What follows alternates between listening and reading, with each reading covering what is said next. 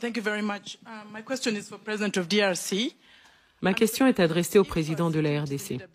Monsieur le Président, si la sécurité est à l'évidence un gros problème pour vous, si vous étiez capable de résoudre ce problème par vous-même, vous l'auriez fait depuis longtemps. Alors je voudrais savoir pourquoi vous refusez de collaborer au sein des processus de Luanda et de Nairobi afin de trouver une solution durable à cette crise sécuritaire. Je pense que la solution est entre vos mains et qu'il faudrait travailler avec ceux qui sont prêts à vous aider pour résoudre vos problèmes. Je suis du Rwanda et nous croyons tous que la sécurité est nécessaire pour l'investissement et le tourisme. Donc faites votre part pour trouver une solution.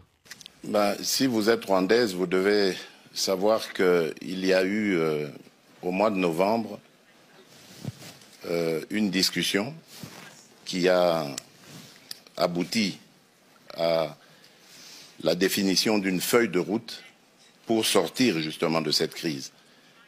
Et cette réunion a eu lieu en Angola, à Luanda précisément, et en présence de tous les pays, surtout les représentants des deux pays concernés, c'est-à-dire le Rwanda et la République démocratique du Congo. Il a été convenu, comme j'ai dit, une feuille de route qui décrétait le cessez-le-feu et le retrait immédiat du groupe de M23 qui est soutenu par le Rwanda le 25 novembre.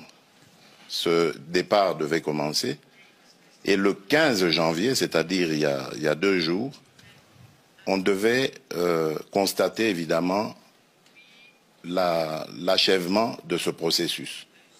Eh bien, figurez-vous, madame, que le M23, groupe terroriste soutenu par le Rwanda, est toujours dans certaines localités qu'il avait prises à la République démocratique du Congo.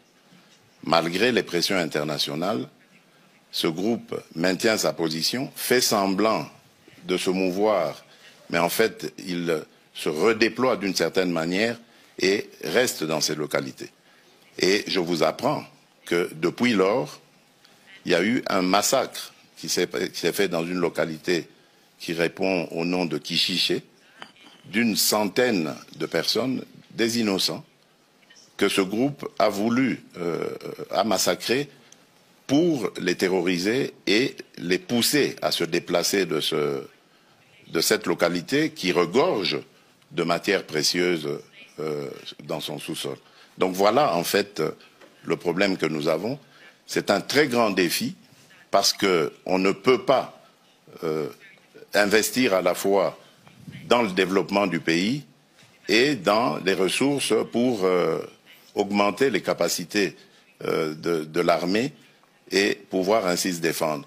Si nous avions tous la même philosophie, la même vision, celle que j'avais d'ailleurs au moment où j'ai accédé à la tête du pays, celle d'aller vers tous nos voisins, nous en avons 9, et de leur proposer des projets de développement qui vont faire du bien à nos économies respectives, qui vont faire du bien à nos populations. Et je peux vous citer comme ça, pour chaque pays, chacun des 9 voisins que nous avons, quel est le projet dans lequel le projet que j'avais proposé et dans lequel j'invitais que nous nous investissions tous pour aller vers ces échanges commerciaux, économiques et autres qui allaient amener la paix et garantir la stabilité de la région. Mais c'est à cause, évidemment, de certains voisins aux velléités belligérantes que cela est malheureusement impossible à réaliser.